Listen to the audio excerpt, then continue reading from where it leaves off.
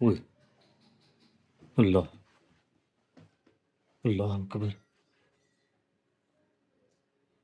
ये क्या हो रहा है इसको?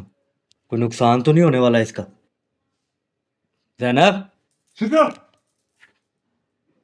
निकल जाओ इधर से। हम्म,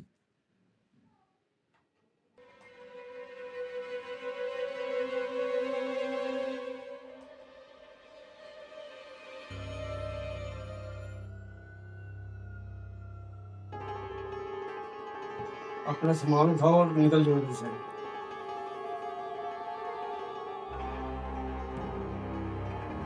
और बच्ची के साथ जो भी आपके मामला हैं इसके जिस्म के साथ उनको लेके निकल जाओ इधर से।